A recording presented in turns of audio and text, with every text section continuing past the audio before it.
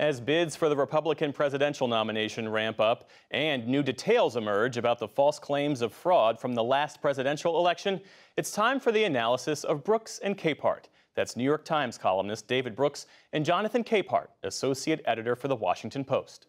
With a welcome to you both, let's start with this revelation late last night in this court filing in Dominion Voting Systems lawsuit against Fox News, showing that Fox executives and hosts didn't believe the election lies that they were peddling on television. David, what do you make of this notion that Fox determined that telling the truth and being straight with its viewers was not good for its bottom line? Yeah, I don't know whether to feel relieved or not that Tucker didn't really believe what he was saying. Like, maybe he has some core in there that's actually honest. You know, all of us, I mean, here in St. Ted PBS, we don't go after profits, but at the New York Times and most other news organizations, we have two missions. We want to tell the truth. We want to live up to the ethics of our profession. We also want to attract readers and serve our viewers and make money for our company. And, you know, dealing with that tension is not unique. Doctors do it, lawyers do it. And so you find a balance, and you try to hew to the code of your profession and do it the best you can and hope that readers will appreciate that. At Fox, that's apparently not how it works. And that the ethos of following the code of honesty, of reporting, of telling the truth, which is our only job. Our only job is just to tell the truth and not be partisan. That's our job. And if you can't do the basics of the job, then pretty soon you lose all more and more moral bearing. And I think not everybody at that agency, a lot of people really left. But a lot of people who used to be friends of mine, they lost all moral bearing and shows. And Jonathan, this in many ways reaffirms what critics of Fox News have believed all along, that even though it has news in the title, that is a thin veneer at best. Yeah, very thin. It's more like carpaccio, if you want to give a culinary analogy. Look, what this Dominion paper, the filing shows is that the big lie is indeed a big lie, and that the people who were perpetuating it knew it was a lie, and yet they still went on air night after night after night, perpetuating it to the detriment of our country. And yeah, they lost their balance, they lost their moral core, if any of them had any. And the idea that Tucker Carlson says one thing on air and believes something else off camera is deeply, deeply disturbing because of what we have seen that kind of talk, that kind of rhetoric led to.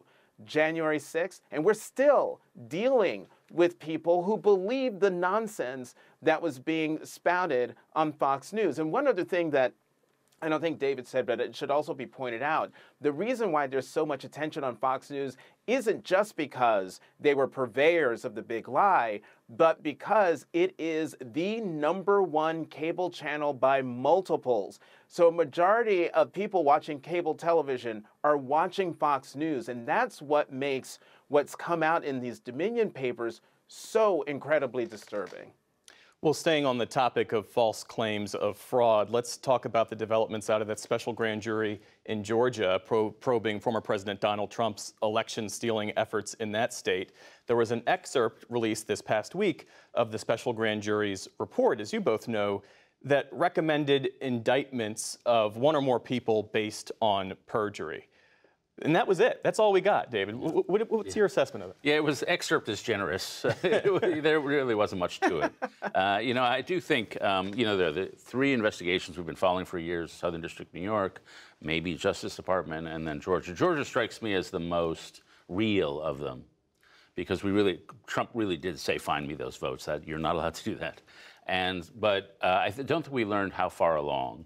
I think we should be worrying is indicting a sitting president just on perjury without the underlying crime, is that really enough?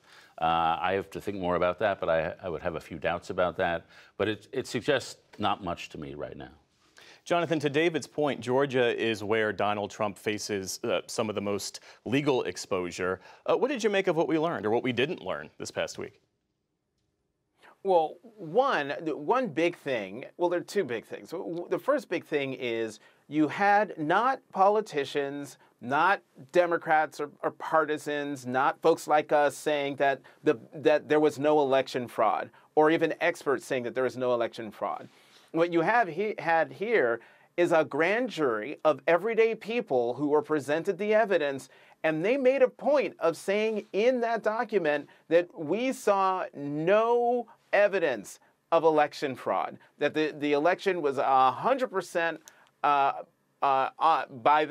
the board, which is, to the big lie, just blows that up. The other thing is, yeah, saying that there were people who perjured themselves before them and not knowing who they are is a big deal. What I want to know is, what were the redactions? Perjury seems to me like a low bar. I want to know, are there bigger charges that were recommended?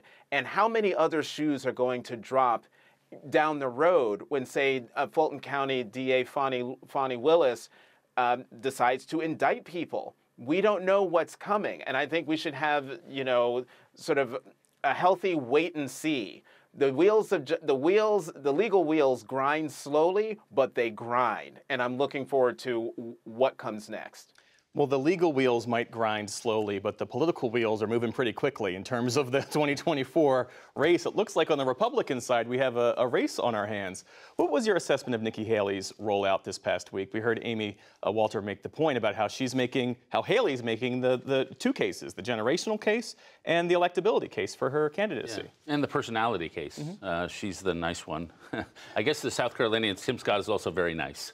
And so, I think people are undercounting her. I think she's a good candidate.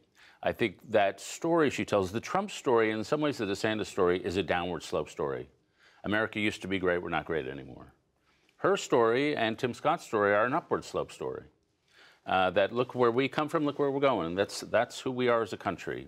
And I think that story has implications. She's much more aggressive and muscular in foreign policy than Trump, or maybe we don't really know about DeSantis, in an era where Putin is attacking Ukraine, as he is on the march in China. That may be worth it. I also think there's a lane, there's a Trumpy lane for sure, and I would put both DeSantis and Trump in it.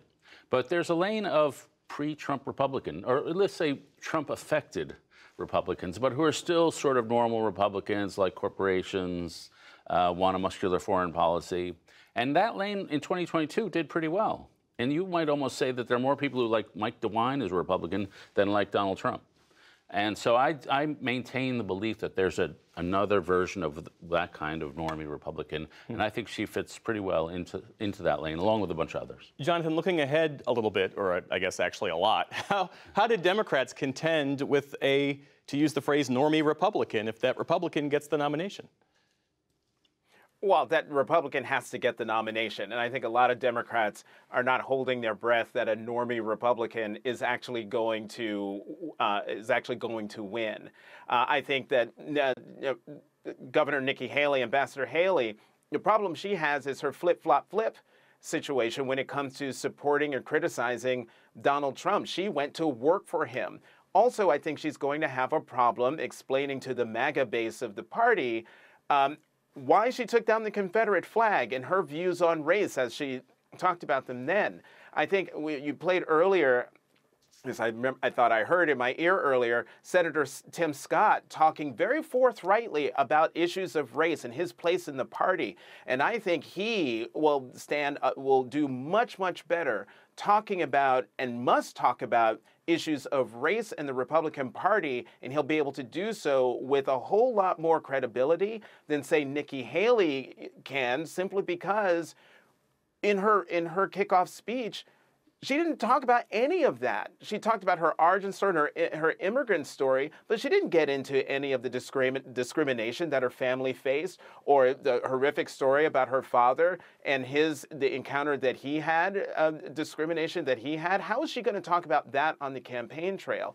That's what I'm looking forward to. And if those two happy warriors can beat out the angry Trump and DeSantis wing, more power to them, but they still have to face a Democratic nominee who I still think is going to be the sitting president, and it's not going to be a cakewalk for them. In the minutes that we have left, I'd like to have you both reflect on the news this past week of Senator John Fetterman checking himself into Walter Reed to receive inpatient treatment for clinical depression.